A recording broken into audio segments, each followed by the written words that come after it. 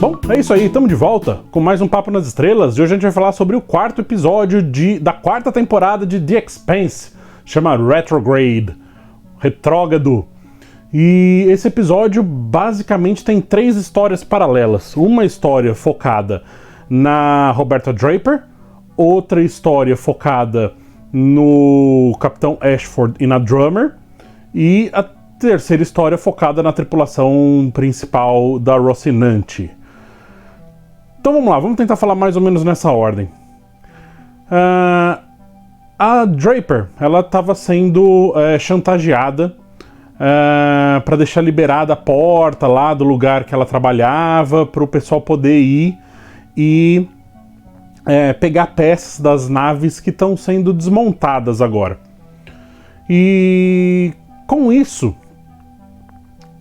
ela se sente, ela acaba tirando o sobrinho dela lá daquele grupo de pessoas que estavam traficando e tal, só que ela acaba se sentindo mal. E ela, militar como é, né, engole o problema e vai enfrentar, né?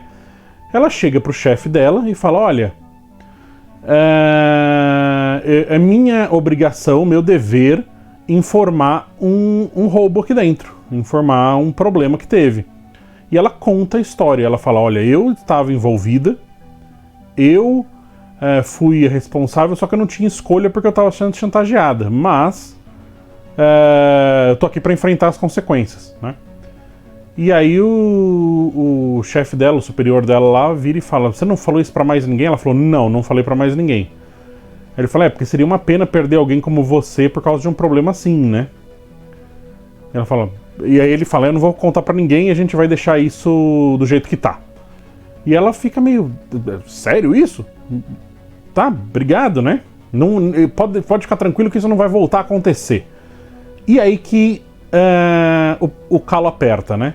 O cara fala, não, você não tá entendendo. Você pode fazer com que isso aconteça de novo. Né? Então o cara fala, olha, já então que existe esse pessoal interessado nessas peças que estão aqui e que vão ficar no armazém aqui indefinidamente até apodrecerem, né?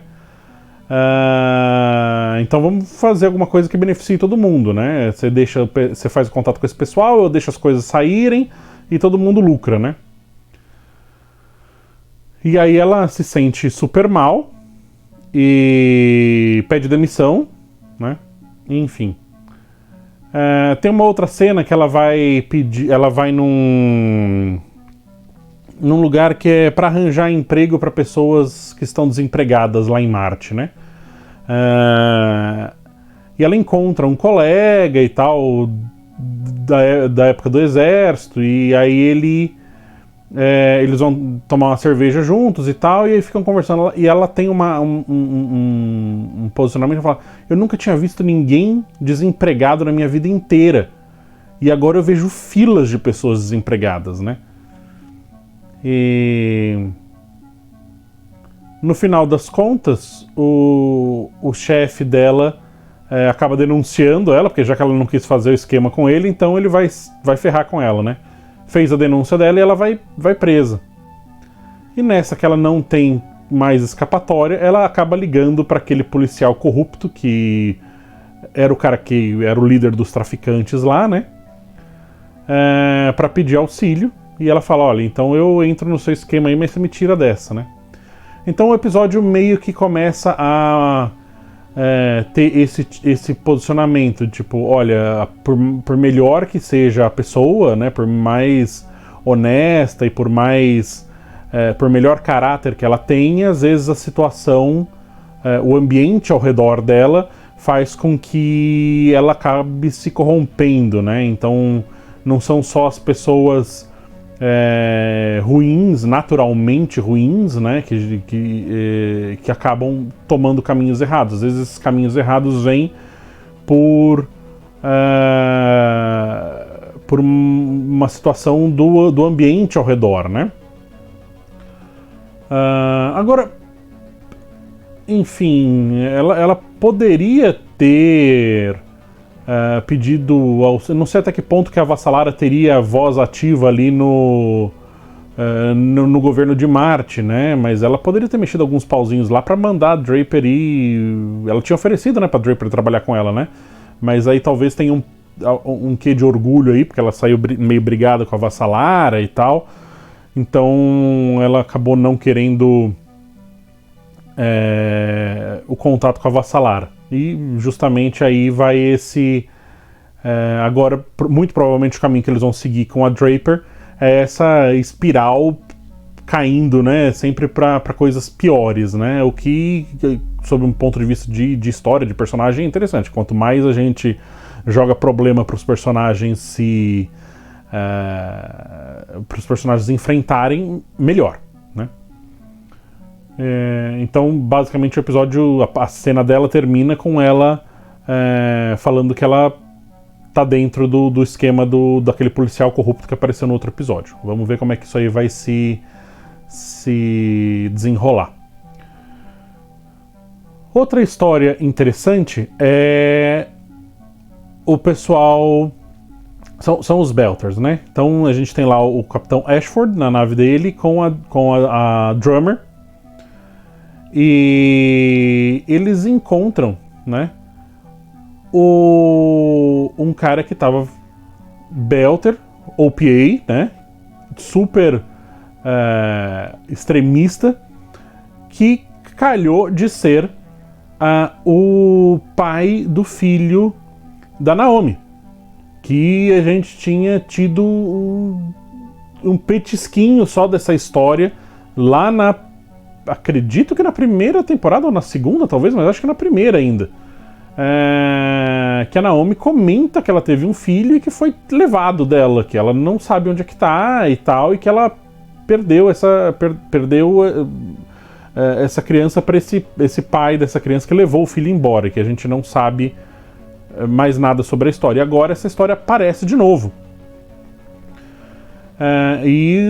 Enfim, é legal porque tanto a Drummer quanto o Ashford, eles estão tentando pegar informações ali do que esse cara tá fazendo, né? Porque agora, no cenário atual, os Belters estão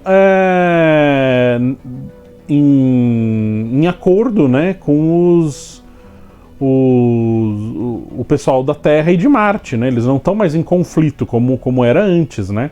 Porque, como o Ashford sempre bate na mesma tecla, o Anel mudou tudo. Então, a partir do momento que existe o Anel, agora tem um motivo, não tem mais escassez de recurso, né? A gente tem outros sistemas para explorar e que não tem mais motivo para ficar brigando com Terra e Marte. E o argumento desse cara é que sempre existiram recursos o suficiente para todos. O cinturão sempre foi rico de recursos e que a ONU e Marte, principalmente a ONU, sempre dominaram os recursos, né? Então os Belters basicamente tinham que trabalhar para a ONU se beneficiar, né? Para a Terra se beneficiar. O que vai de encontro com aquela frase classicona da Vassalara, que a Terra sempre vem primeiro, né? Achei bem legal a aparição desse cara. E assim, a ONU tá cobrando um posicionamento, né? Porque o cara a princípio é um terrorista, né? E ele tá causando distúrbio ali nessa nova aliança, aspas, aí, entre os três grupos, né? A Terra, Marte e o Cinturão. E então, o que acontece? Os Cinturinos, né, os Belters, eles vão e chamam os líderes de todos os pequenos grupos Belters, né, pra decidir o que eles vão fazer com esse cara. E a gente vai deixar esse cara viver ou a gente vai deixar esse cara... Ou a gente vai matar esse cara, né? Vai jogar ele no espaço, né? E... Enfim, o Ashford e a Drummer meio que querem condenar o cara, mas tem outros 3 ali pra votar, então eles têm que dobrar os caras, né? Só que o pai do filho da Naomi, eu não peguei o nome dele, ele faz uma proposta. Ele fala, então tá, olha, eu vou fazer o seguinte, todo esse lucro que eu teria, né, eu vou doar, eu vou dividir com todos os Belters, os recursos vão ficar para todos, E eu vou ficar quieto. Eu não vou fazer mais nada. Até a Terra nos trair.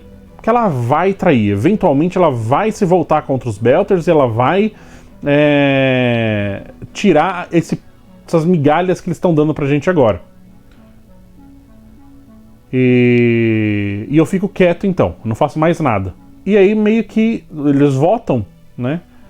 E meio que todo mundo aceita, né? 2 dos outros 3 acabam falando que o cara tinha que viver. Uma fala que o cara tinha que morrer. Só que a Drummer diz que ele tem que viver também, né? Respondendo em nome do Fred Johnson e do Anderson Dawes, né? Que são os líderes do grupo dela, né? E então o Ashford fica assim, meu, por quê, né? E ela fala, não, porque se a gente deixasse ele morrer, se a gente matasse ele, a gente ia acabar entrando em guerra civil dos Belters, né? E então, dessa maneira, se ele mentir, ele vai... todo mundo vai ficar contra ele, né? Tem uma outra cena legal que é meio que um interrogatório não declarado, né? Onde ele fica o Ashford fica sozinho com esse cara antes de tudo isso, né? E o cara tenta trazer o Ashford pro lado dele e tal. E o Ashford vai dando corda pro cara se enforcar, né? Então ele vai deixando ele falar, e o cara vai tentando atingir o Ashford de uma maneira que ele se dobre, né? E queira ficar ao lado dele, né? E o Ashford vai tentando, só que aí o cara percebe, né, o que tá acontecendo. O Ashford fala, não, fala mais. Ele fala, eu vou falar quando eu estiver a bordo da minha nave em segurança, né? Então, depois ele fala com a Drummer, ele acabou não abrindo a boca, né, e tal. E aí a Drummer fala, mas pelo menos valeu a pena tentar, né? Eu achei interessante que, mesmo o Ashford e a Drummer tendo opiniões diferentes, mais uma vez, né? Porque a terceira temporada, basicamente, eles eram antagonistas ali, né? De novo, eles são aliados, eles querem o bem do cinturão, mas eles têm opiniões diferentes sobre como que a gente tem que lidar com essas coisas, né? E é legal porque nunca eles passam por cima um da autoridade do outro, né? É muito bacana, eles têm respeito um pelo outro e eles funcionam muito bem juntos, né? Isso que eu acho uma coisa legal. Com opiniões diferentes, eles conseguem sempre, bom, ok, vamos fazer do seu jeito, vamos ver o que dá, senão a gente faz o outro lado. E quando acontece o oposto, ela fala, bom, então vamos tentar do seu jeito, qualquer coisa a gente volta, né? Então é bacana isso, como os dois trabalham. E a terceira história, que é a tripulação da Rocinante. Basicamente, o Murtry, ele vai e tá atrás daquela médica que tá junto com a Naomi. E a Naomi tá precisando ir pra Rocinante pra ir pra fora do planeta, por causa que ela não aguenta ficar dentro do planeta, né? Por causa da gravidade. E ela... E o Murtry tá querendo matar essa médica porque ela, sob a perspectiva dele, ela foi o grupo de pessoas que derrubou a nave dele, né? E o Murtry é um cara, assim, ele é sangue nos olhos, né? Ele não tem meio termo com ele, né? Então quando ele tá indo atrás delas, ela liga pro Amos. E o Amos foi pra cima, só que o Murtry ele nunca anda sozinho, né? Ele tava com uns 6, 7 caras ali, e os caras pegam o Amos ali, batem nele, espancam nele e eles prendem o Amos. E aí o Murtry ele fala, matar ele agora ia dar mais trabalho do que vale a pena, né? Então melhor não matar. E ele continua indo atrás da Naomi e da médica. Com isso, a gente tem uma cena que o Holden e o Alex conseguem chegar e salvar ali, resgatar as duas, né? E eles vão pra dentro da Rocinante, né? Eles usam remotamente o armamento lá da Rocinante. Isso quem faz é a Naomi, né? Na verdade. Atira lá pra proteger o caminho e eles conseguem ir pra Rocinante, né? Então, basicamente o Amos fica preso e o Alex e a Naomi vão pra fora do planeta por causa da Naomi. E o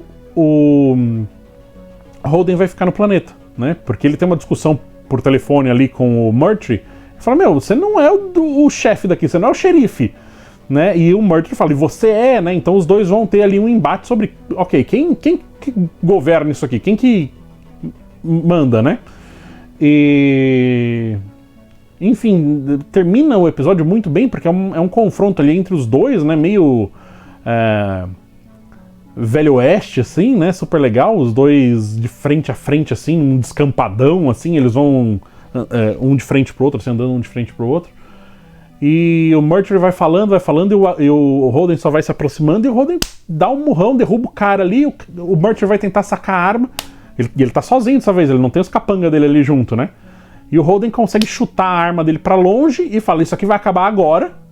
Isso aqui tá acabando agora. E você não manda mais nada aqui, né? Tal. E ele sai andando. E nessa que ele sai andando, a gente vê a Rocinante decolando, né? Indo pra fora do planeta. Então, Holden chegou pra botar a banca ali no pessoal, né? Eu acho legal isso, porque a gente sempre vê o Amos salvando o pessoal quando tem esse tipo de confronto físico, né? É o Amos que vai lá e bate nas pessoas, é o Amos que vai lá e mata o cara, é o Amos que... E assim, eu sou super fã do Amos, mas eu acho legal ele ter perdido uma luta, porque mostra que ele não é invencível, né? Ele tem as fragilidades dele, né? E até que ele não pensou muito também, né? Ele poderia ter atacado à distância, ele, né, podia ter atirado nos caras antes de chegar lá no murrão no meio de 7 caras, né? Enfim...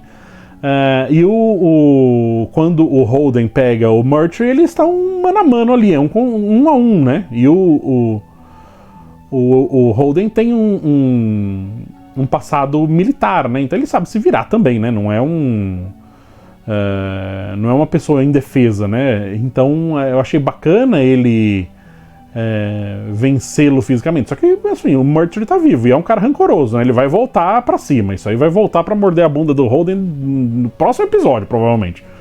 Então é legal esse ponto que eles deixaram o episódio. Gostei bastante mesmo. Vamos ver como é que essas 3 histórias vão se desenrolar a partir de agora. E, bom, o Tico mandou vídeo, porque a gente não pode se encontrar, então o Tico mandou vídeo deixando as opiniões dele sobre o episódio. Então, vai lá, Tico! Olá, sejam todos muito bem-vindos a mais um Papo nas Estrelas. Hoje vamos falar sobre o 4º episódio do The Expanse, 4ª temporada. Bom, no último episódio teve um monte de briga entre os colonos da Terra e os colonos do Cinturão, e também teve aquela estrutura alienígena rodopiante que o Holden mandou um míssil neles. Bom, agora nesse episódio a gente sabe que o míssil destruiu tudo. Aquela estrutura alienígena que estava rodopiando foi totalmente destruída. Nessa cena inicial, eu achei uma discussão muito interessante do Holden com aquela cientista da Terra, né? O Holden falando, putz, a gente está aqui com outros objetivos, a gente está aqui pensando principalmente na colonização e na segurança dos colonos e tudo mais. E a cientista também está preocupada com tudo isso, mas também tem uma preocupação grande a mais, que é a da ciência, da descoberta, da exploração, da busca pelo conhecimento, principalmente sobre as coisas alienígenas que eles descobriram, né? De quem veio aquelas estruturas, o que elas fazem, que tecnologia que é aquela, o que dá para fazer com aquilo, o que aquilo faz, e assim por diante, né? Eu me sinto muito próximo a ela, porque eu também sempre tive muita afinidade, gosto, sempre gostei muito de ciências, sempre gostei muito de saber o que as coisas fazem, o porquê que elas fazem, sempre fui muito curioso, né? Sempre tive essa curiosidade do conhecimento que essa cientista também tem, e eu fico muito... Não é que eu me inspiro, eu me vejo um pouco muito na opinião dela, na indignação dela de atirar no artefato sem perguntar, sem fazer nada, né? Sem nenhum tipo de pensamento de consequência, né? Bom, ainda na colônia do Planeta Novo, a Naomi e a amiga dela, elas fogem para se refugiar na Rocinante, e o dono do pedaço lá da parte da terra do acampamento vai atrás delas, né? Principalmente da médica, né? Eu gostei muito de toda essa parte, mas eu gostei muito do pessoal da Rocinante nesse conflito, né? Primeiro o Amos, já logo depois do tiroteio, já dá um soco nele sem pensar em consequências. Obviamente, se não fosse o Amos, ele seria destruído, metralhado. E no finalzinho do episódio, o Holden, ele pega o comando de toda a missão, do acampamento e de tudo. E eu achei isso muito legal, porque ele realmente era o manda-chuva do acampamento e tudo mais. Ninguém ia pra frente com ele, e foi bom ver ele perdendo esse poder, né? Mas vamos ver nos próximos episódios quais serão as consequências disso tudo, né? Uma coisa que eu gostei muito desse episódio foi a questão política, por debaixo dos panos, entre as coisas que a gente vê muito por debaixo dos panos em Marte e no Cinturão, né? Na última temporada começou uma certa guerra, e depois desse novo portal a guerra parou, né, entre a Terra e Marte. E uma coisa que eu achei muito legal, muito interessante sobre Marte, uma coisa que é mostrada muito por debaixo dos panos com aquela fuzileira, né, de Marte. A fuzileira, ela tá na área de solda, né, de desmontagem porque o que aconteceu, né? Como a guerra parou e tudo mais, né? A necessidade de grandes forças armadas de Marte e da Terra, principalmente de Marte, perde-se a necessidade, e muitas das naves estão sendo desmontadas, né? Com isso, ela vai para a solda para desmontar as naves e tudo mais, e ela acaba se envolvendo não voluntariamente com traficantes de equipamento militar, né? E acaba deixando a porta aberta, né, no outro episódio, para que os caras peguem os equipamentos e vendam. E depois... E é isso. Daí ela fica, obviamente, toda indignada com toda essa situação e denuncia esse crime, né? Denuncia pro chefe. Eu achei muito legal essa cena e tudo mais, e eu achei interessante também o fato dele falar assim pra ela, né? Putz, que coisa horrível, né? Tal, as coisas, mas... Putz, eu vou deixar isso daí por debaixo só entre a gente, mas isso daí poderia acontecer de novo, né? E aí que ela percebe que o cara também tá no meio de toda essa situação, né? Isso me faz lembrar muito o que aconteceu com a Rússia depois que a União Soviética se desmancha, né? Que todo aquele equipamento militar e tudo mais estava pronto para a Terceira Guerra Mundial, para o fim do mundo e o pós-fim do mundo também, foi totalmente vendido por traficantes de armas ou por países mesmo, né? Países comprando os equipamentos russos e tudo mais. Isso é muito bem desenvolvido no filme. Aqui no Brasil veio O Senhor das Armas, O Senhor da Guerra, alguma coisa assim, com Nicolas Cage, né? Tem até uma cena muito emblemática, né? Que é logo depois que a União Soviética cai, né? Que ele vai lá para a Rússia e pega todo aquele armamento gigantesco e vai vender, né? Principalmente para países da África, esse tipo de coisa. Embora lá naquele filme seja uma coisa muito escancarada, né? Aqui no The Expanse está acontecendo exatamente a mesma coisa. Todo aquele equipamento militar de Marte e tudo mais está sendo desmanchado e está sendo vendido. E aí, ao longo do episódio, a gente sabe tem indícios fortíssimos de que todo aquele equipamento militar de Marte está sendo vendido para o pessoal do Cinturão. Isso tudo eu estou achando muito legal, como está sendo desenvolvido essa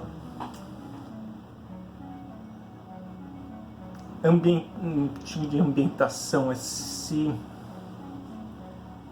a base a base política que está sendo desenvolvido nos fundos do episódio, porque o que a gente vê em tudo isso são os personagens conversando e tudo mais, mas a gente percebe que o que está acontecendo atrás da cena, né?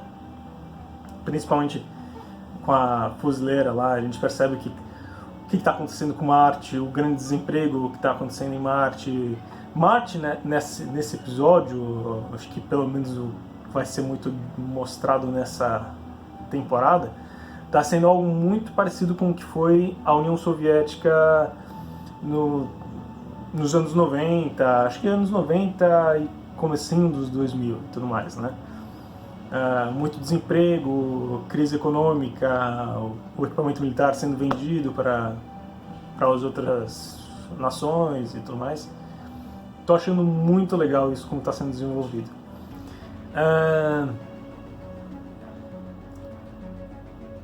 Acho que é isso que eu tenho para dizer sobre este episódio. Que é isso, o que eu mais gostei nesse episódio foi realmente essa parte política não explícita, essa parte política realmente desenvolvida por debaixo dos panos.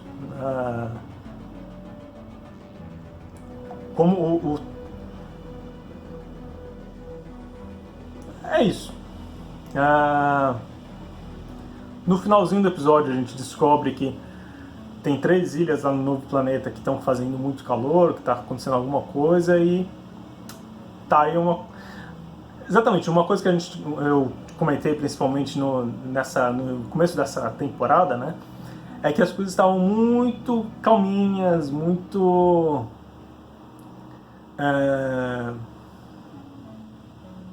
não estava com a mesma atmosfera, né? Estava muito tranquilo, a atmosfera toda tinha acabado e realmente parece que vai ser as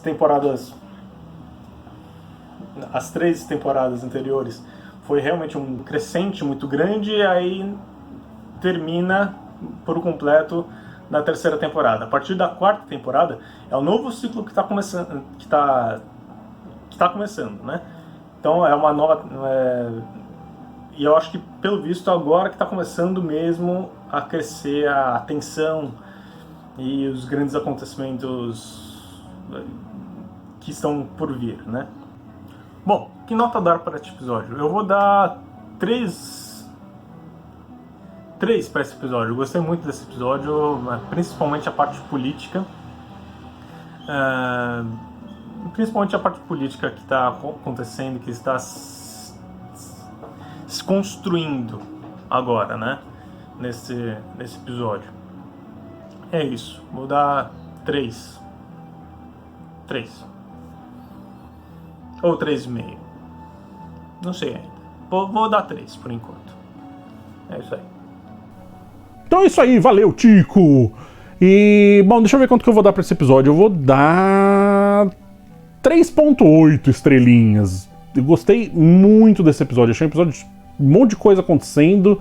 3 histórias que só servem para alavancar os problemas pros personagens. Elas, no caso da Drummer e do Ashford, eles também contam sobre um pouco mais quem foi esse cara do passado da Naomi, né? Eles jogam um pouco mais de história, mas eu acho legal que as histórias, no geral, elas serviram nesse episódio para potencializar problemas para os personagens. Então, ok, os personagens já tinham problemas para resolver, eles pegaram todos esses problemas e falaram, opa, peraí, vamos deixar esses problemas maiores.